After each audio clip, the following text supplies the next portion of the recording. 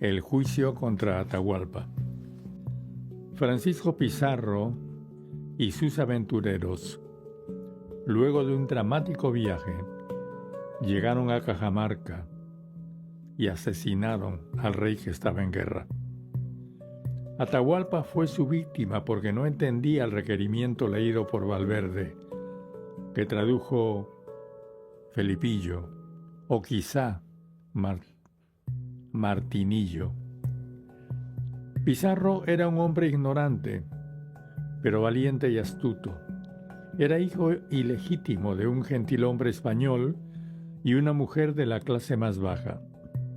Hijo no deseado, fue abandonado por sus padres, no recibió ninguna educación y fue encargado de criar cerdos durante su adolescencia.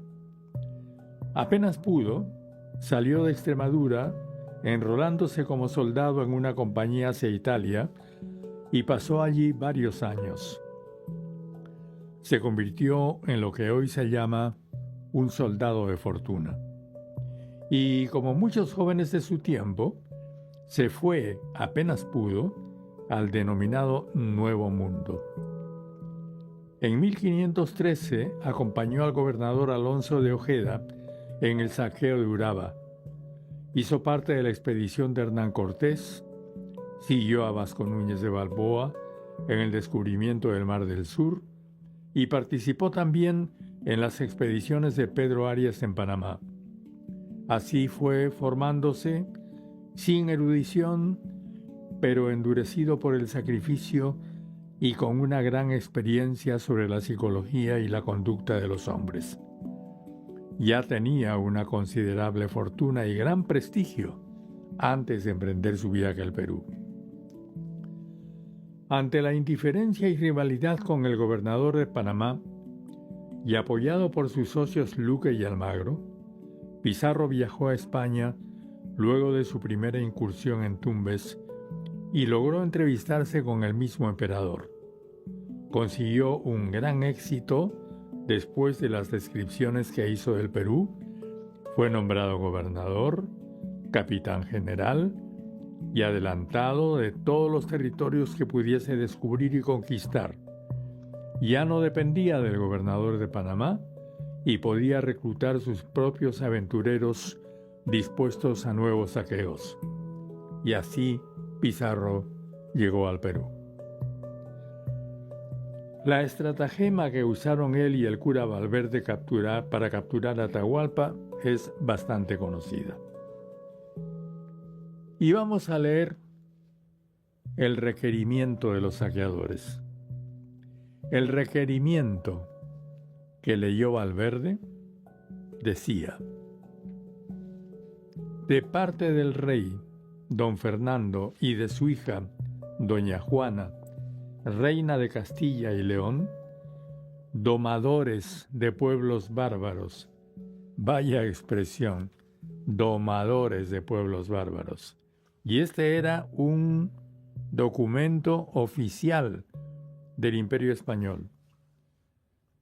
Domadores de pueblos bárbaros, nosotros, sus siervos, os notificamos y os hacemos saber, como mejor podemos, que Dios, nuestro Señor, uno y eterno, creó el cielo y la tierra, y un hombre y una mujer, a quien nos y vosotros y todos los hombres del mundo fueron y son descendientes y procreados, y todos los que después de nosotros vinieran. Seguimos con el texto del requerimiento. Mas, por la muchedumbre de la generación que de estos ha salido desde hace 5,000 y hasta más años que el mundo fue creado, imagínense, creía que el mundo tenía solamente 5,000 años. Fue necesario que los unos hombres fuesen por una parte y otros por otra, y se dividiesen por muchos reinos y provincias que en una sola no se podían sostener y conservar. Seguimos con el texto del requerimiento que Valverde le leyó a Atahualpa, y que por supuesto Atahualpa no entendió porque no sabía español o castellano.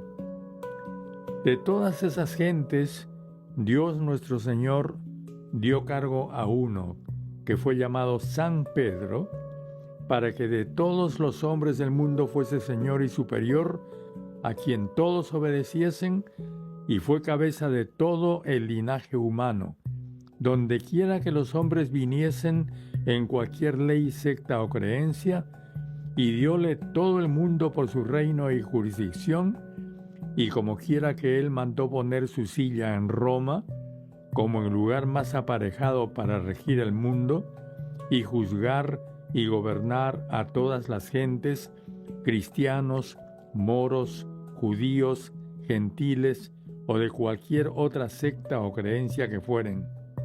A este llamaron Papa, porque quiere decir admirable, Padre mayor y gobernador de todos los hombres.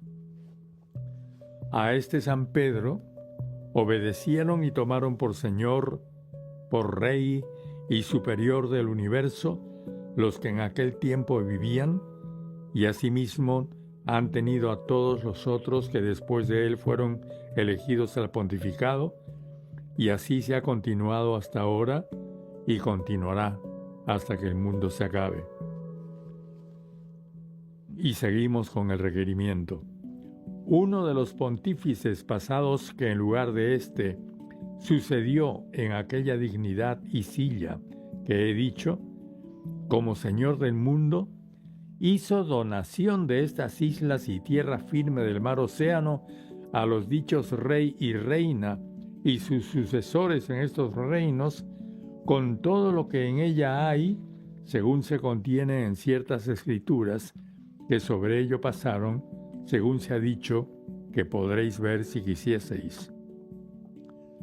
Así que sus majestades son reyes y señores de estas islas y tierra firme, por virtud de dicha donación, y como a tales reyes y señores, algunas islas más, y casi todas a quien esto ha sido notificado, han recibido a sus majestades y los han obedecido y servido, y sirven como súbditos lo deben hacer, y con buena voluntad y sin ninguna resistencia, y luego sin dilación, como fueron informados de los susodichos, obedecieron y recibieron a los varones religiosos que sus altezas les enviaban para que les predicasen y enseñasen nuestra santa fe, y todos ellos, de su libre, agradable voluntad, sin premio ni condición alguna, se tornaron cristianos, y lo son, y sus majestades los recibieron alegre y benignamente, y así los mandaron tratar como a los otros súbditos y vasallos, y vosotros sois tenidos y obligados a hacer lo mismo. O sea, en otras palabras, el Papa le regaló la tierra de usted, emperador, a mi rey. Así que usted acéptelo de buen grado, con una sonrisa. Prácticamente eso decía el requerimiento. Y seguimos. Por ende, como mejor podemos, os rogamos y requerimos que entendáis bien esto que os hemos dicho, y toméis para entenderlo y deliberar sobre ello el tiempo que fuere justo, y reconozcáis a la Iglesia por Señora y Superiora del universo mundo, y al sumo pontífice llamado Papa en su nombre, y al Rey y Reina Doña Juana, nuestros señores, que en su lugar, como a superiores y reyes de esas islas y tierra firme, por virtud de la dicha donación, y consintáis y deis lugar que estos padres religiosos os declaren y prediquen lo susdicho. Interesante. El requerimiento se refiere a Doña Juana, pero Doña Juana, la reina de Castilla, estaba presa en ese momento. Si así lo hicieseis, haréis bien, y aquello que sois tenidos y obligados, y sus altezas y nos en su nombre, os recibiremos con todo amor y caridad, y os dejaremos vuestras mujeres e hijos, y haciendas libres y sin servidumbre, para que de ellas y de vosotros hagáis libremente lo que quisieseis, y por bien tuvieseis, y no os compelerán a que os tornéis cristianos, salvo si vosotros, informados de la verdad, os quisieseis convertir a nuestra santa fe católica, como lo han hecho casi todos los vecinos de las otras islas, y allende de estos sus majestades os concederán privilegios y exenciones, y os harán muchas mercedes. Y ahora viene lo bueno, comentario mío.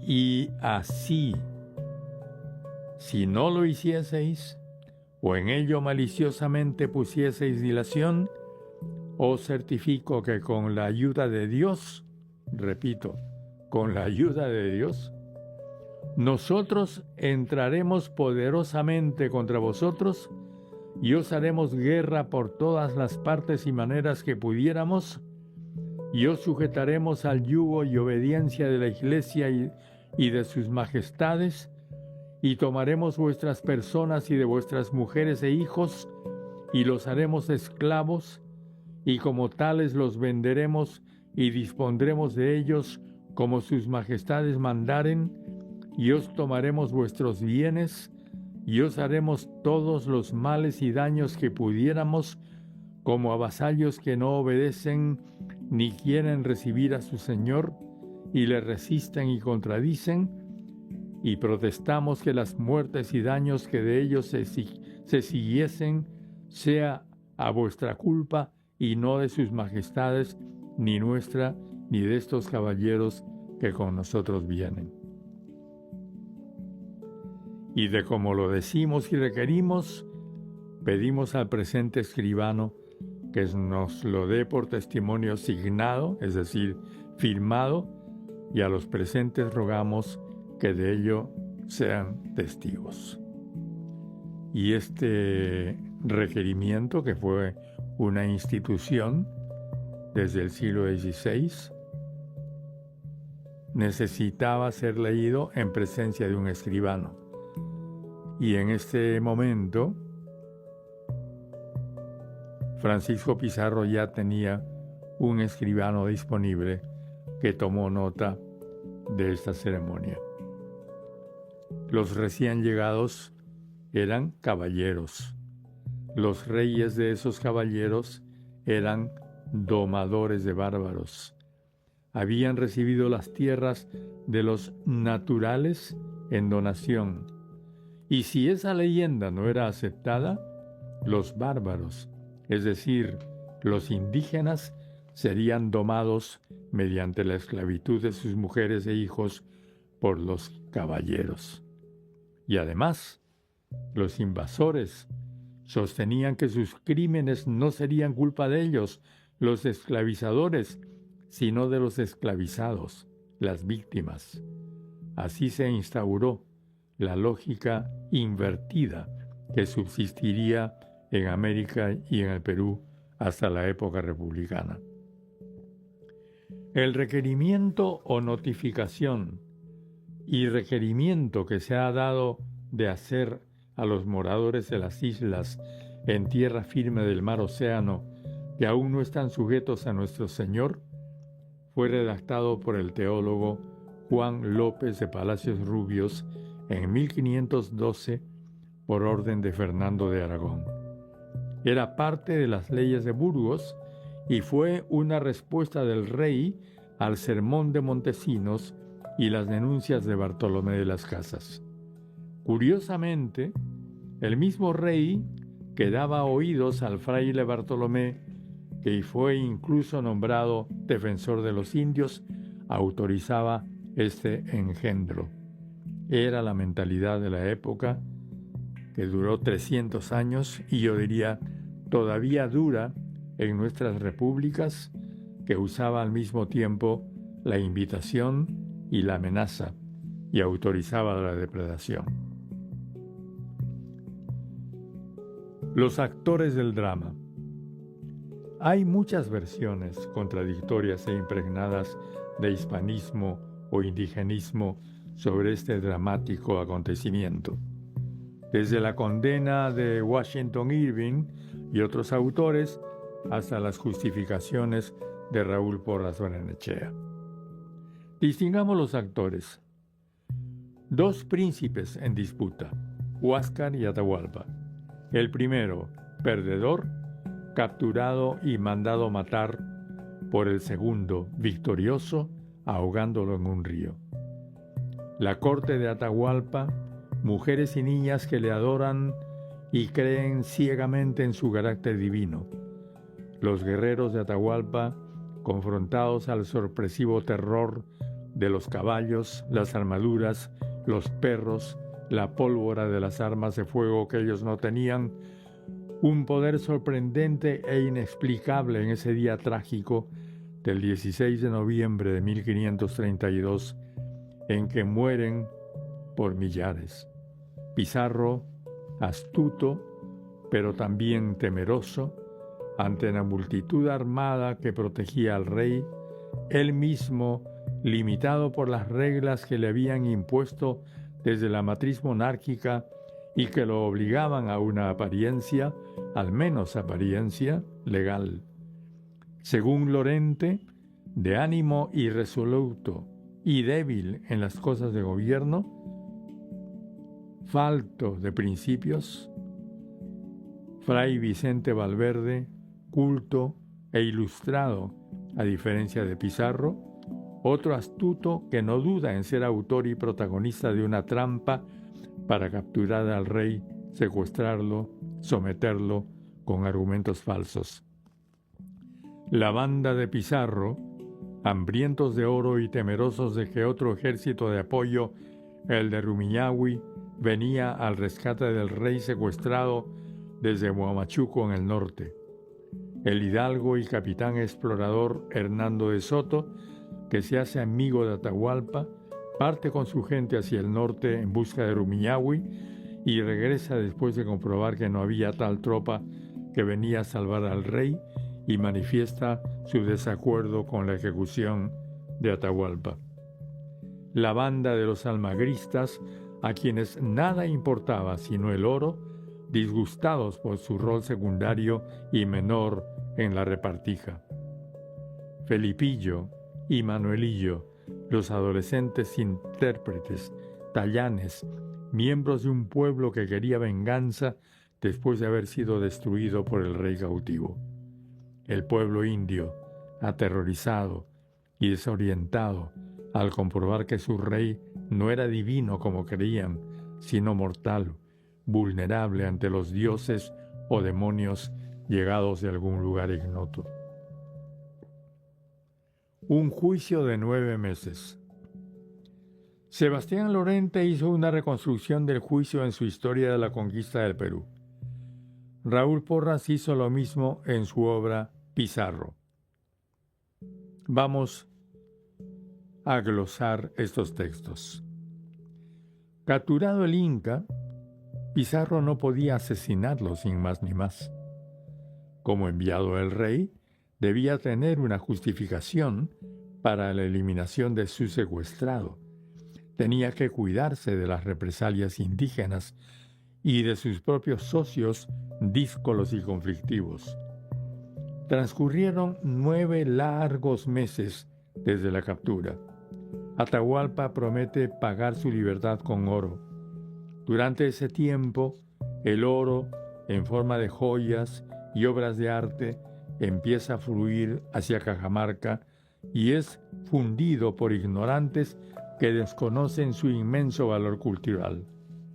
Atahualpa empieza a conocer a sus captores, hace amistad especialmente con Pizarro y con De Soto, empieza a comprender que los caballos no son un solo cuerpo con sus captores, se da cuenta del significado del lenguaje escrito, se cerciora de que Pizarro no sabe leer y que sí saben hacerlo De Soto y Valverde.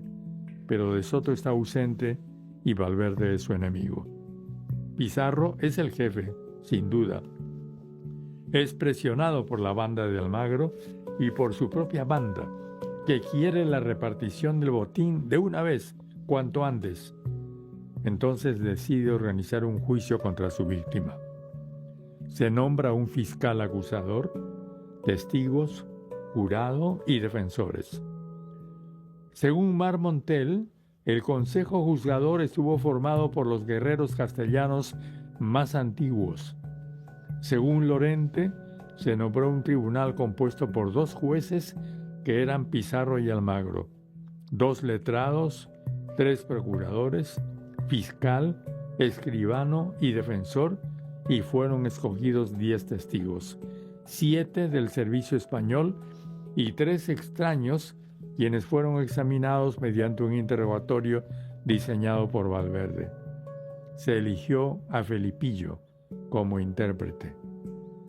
¿Se podía concebir defensores indios para un juicio imparcial? Si se juzgaba los abusos de Atahualpa, ¿no se hubiera tenido también que juzgar los de Pizarro y de su gente, las masacres, las muertes, las violaciones, los robos? Por supuesto que no, porque se trataba en realidad de un acto teatral. El final estaba previsto, tenía que ser la muerte del juzgado, y solamente se estaba haciendo la apariencia para que fuera de alguna forma usada como justificación ante el rey de España. Muchos testigos se negaron a responder y otros dijeron no a todas las preguntas. Según Lorente, entre los españoles hubo quienes no estuvieron de acuerdo en asesinarle. Los cargos podían ser ciertos, pero no eran suficientes para la ejecución de la pena de muerte que debía ser puesta en conocimiento del soberano español antes de ser ejecutada. Hubieran preferido un inca cautivo y subordinado, un inca títere, que se alíe con ellos y los ayude a robar más oro. Jean-François Marmontel dice que Atahualpa respondió a las preguntas que se le formularon con inocencia y candor y dijo, entre otros muchos otros conceptos: mi victoria sobre mi hermano me ha costado muchas lágrimas, todos mis amigos han muerto y yo estoy ahora encadenado. El amor de mi infortunado pueblo hacia mí es el mejor testimonio de mi inocencia. Esto es lo que habría dicho en el juicio. La condena. El inicuo tribunal condenó a Atahualpa a ser quemado vivo, el mismo día de iniciado, el 26 de julio de 1533. Parte de los castellanos protestó, era demasiado, había precipitación. Si estaban esperando todavía que llegue la totalidad de rescate, era romper el trato con quien les estaba dando beneficios. 50 guerreros españoles manifestaron su desacuerdo.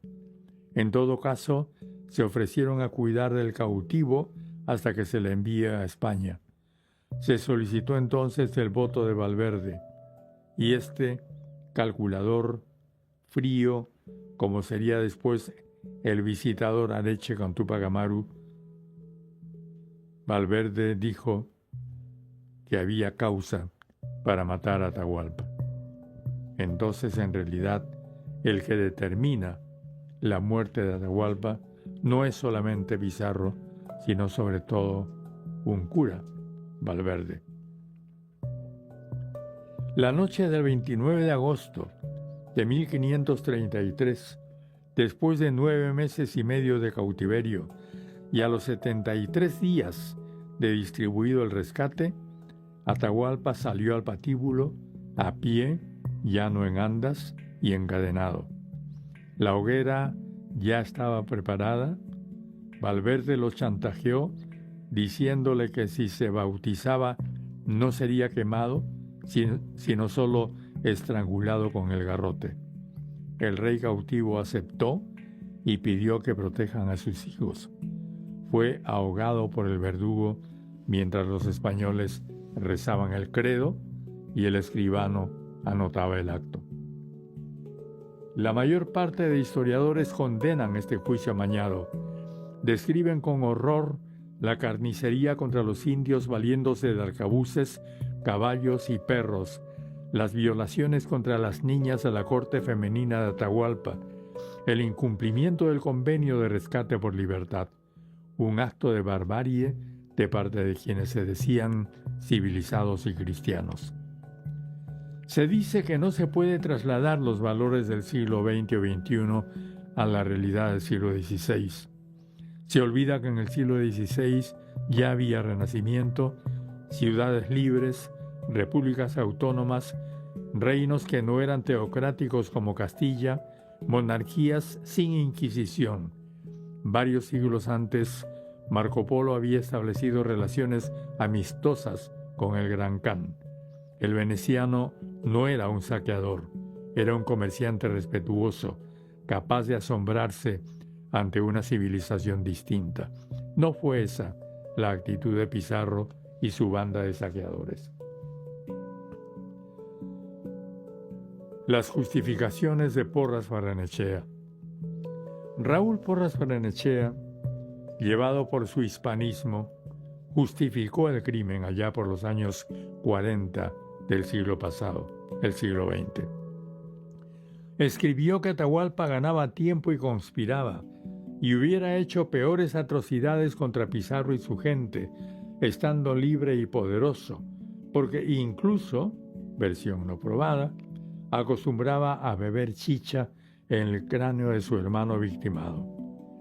Probablemente, pero entonces se trataba de astuto versus astuto, bárbaro versus bárbaro, porque si Atahualpa era bárbaro, según Porras, Pizarro no lo era menos, no era ningún civilizado.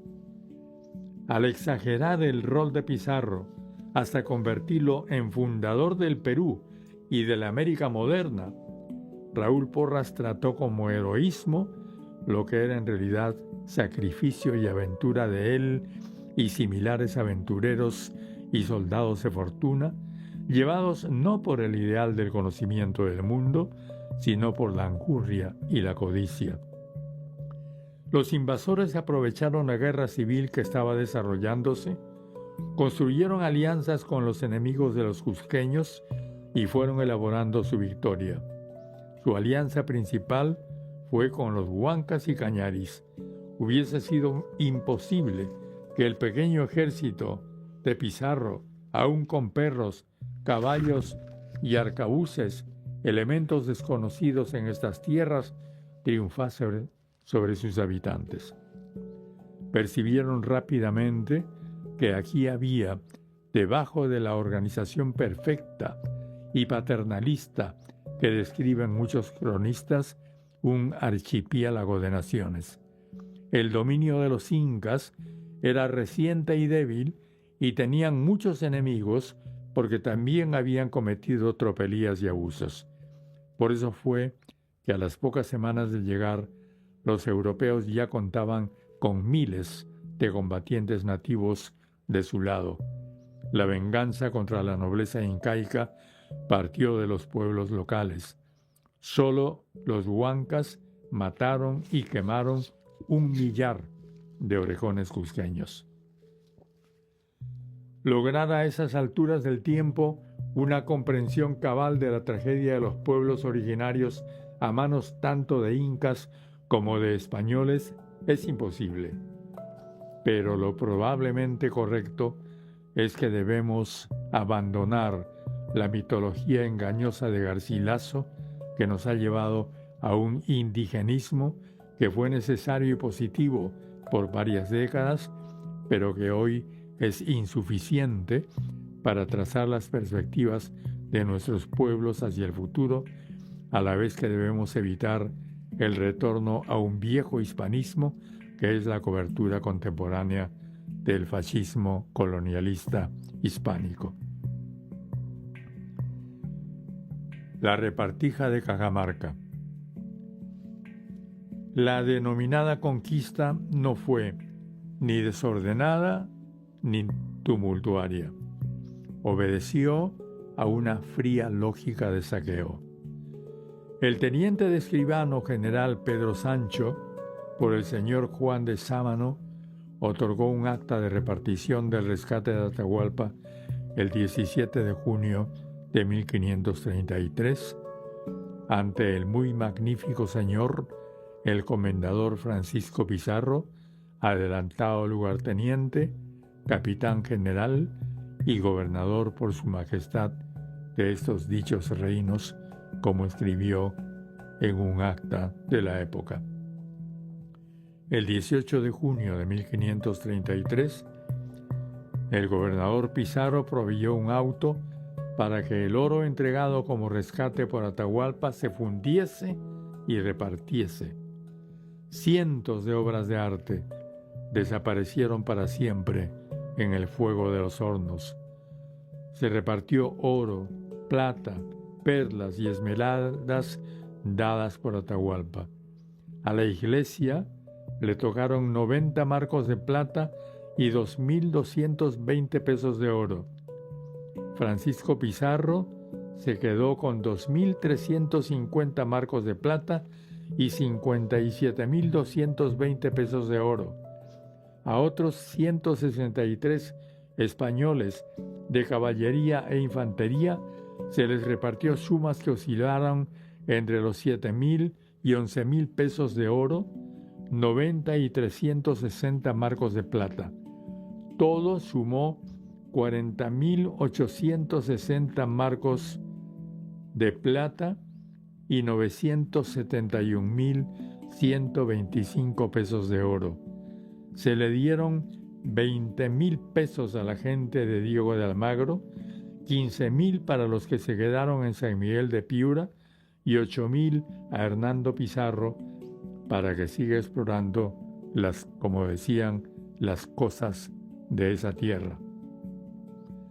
El 14 de enero de 1534, Hernando Pizarro llegó al puerto de Sanlúcar llevando 100.000 castellanos y 5.000 marcos de plata, el quinto real en cántaros, ollas y otras piezas para el rey.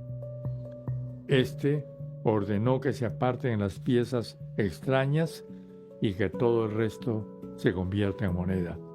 Más oro y plata llegaría sin cesar a la metrópoli enviado por los virreyes durante los 300 años siguientes.